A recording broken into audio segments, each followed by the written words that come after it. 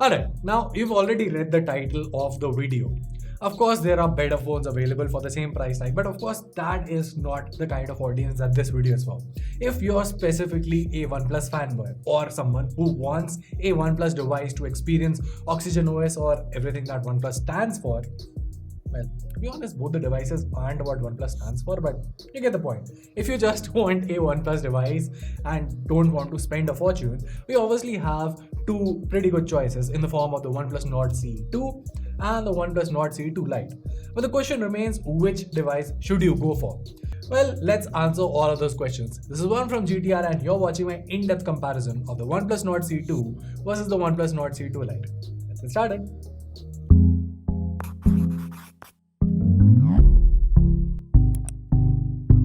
Alright, so let's start off by talking about the design first. Now, of course, the Nord CE2 is lighter and slimmer than the Nord CE2 Lite.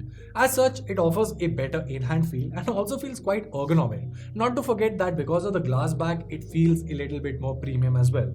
And yes, before you jump at me, I've said it multiple times and I'll still say it again, the Nord CE2, yes, it does have a glass back. This has been confirmed to us by the brand. I do not know why they haven't updated the frigging website, because that would just make our job easier as well. But yeah, we have an official confirmation that it does indeed have a glass back, so that's good. The Nord CE2 Lite in comparison has a plastic back coupled by a plastic frame. I mean, the plastic frame is common on both the devices, but then again, it's not like the Nord CE2 Lite does not feel premium in any manner. It's still a premium device under rupees 20,000. It's just that in comparison, the CE2 definitely feels more premium.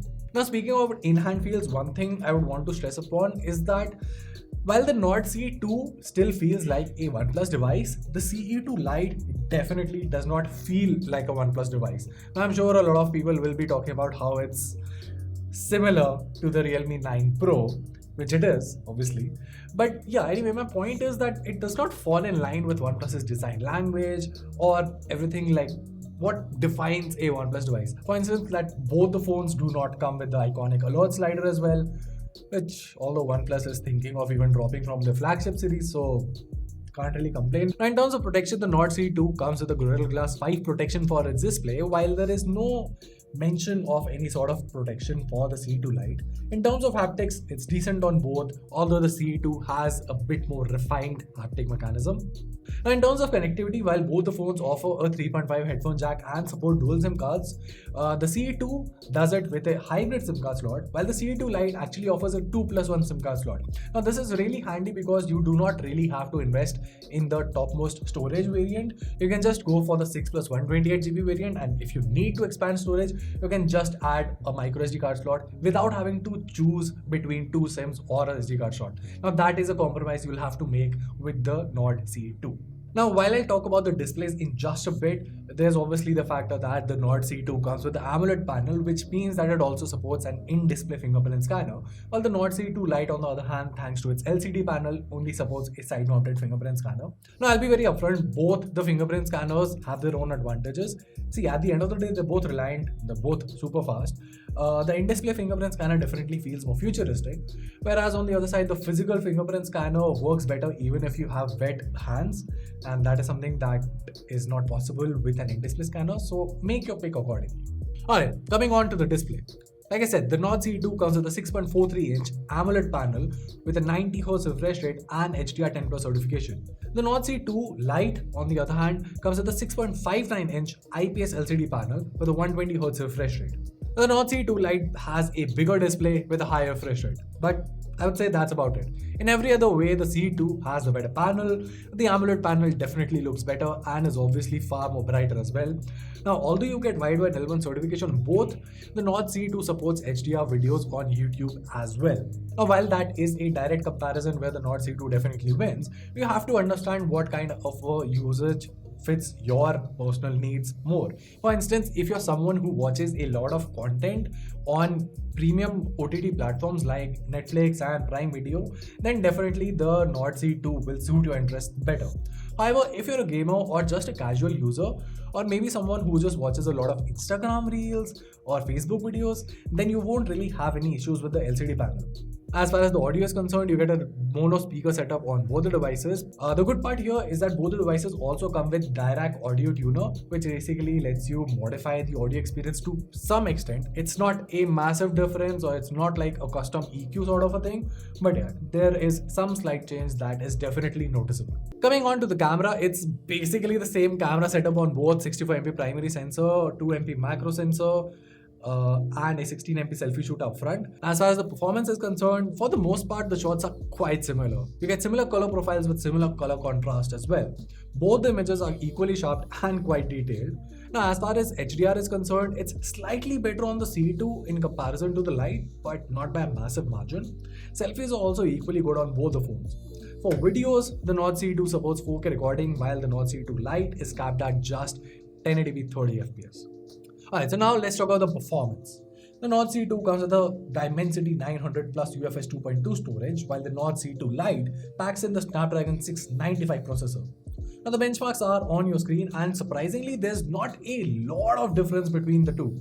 In fact, in the real world performance as well, realistically, they are both at par. You won't notice much difference in terms of performance on either device, and in fact, even the temperatures are equal on both. Adding on to the performance segment is the software department, and that is one area where we notice some difference. See, the Nord CE2, which is the more expensive of the two, comes with Android 11, basically Oxygen OS 11 based on Android 11, while the Nord CE2 Lite comes with Oxygen OS 12 based on Android 12. Now, I can understand that yes, the Nord CE2 Lite is a more recent phone, so yes, it definitely comes with the latest version, but OnePlus's track record lately does not really impress me. I mean, there is still no word on when the Android 12 update for the Nord CE2 will be coming. And let's be honest, it's not a phone that was launched a very long time ago. It's still a relatively modern phone. So, first of all, the fact that it did not come with Android 12 out of the box is a bummer. But the fact that it still hasn't received an Android 12 update is also surprising. Now, in terms of features, there's not a lot separating. At the end of the day, it's still OnePlus. So, apart from the Android 12 features, the rest of the features are pretty much the same across the board, but you do miss out on security updates and of course that factor of having the latest Oxygen OS update. Lastly, we have the battery life. And the Nord CE2 comes with a 4500 mAh battery with 65 watts of fast charging. While on the other hand, the Nord CE2 Lite comes with a 5000 mAh battery with 33 watts of fast charging.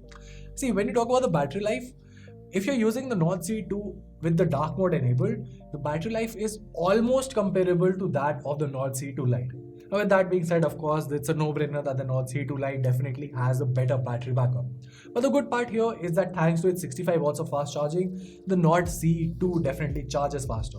So at the end of the day, you have to kind of decide whether you want a bigger battery capacity or if you want faster charging, which basically means, yes, you'll have to carry your charge everywhere you go, but then just a quick charge of 15 to 20 minutes is enough to take you to the next half of the day.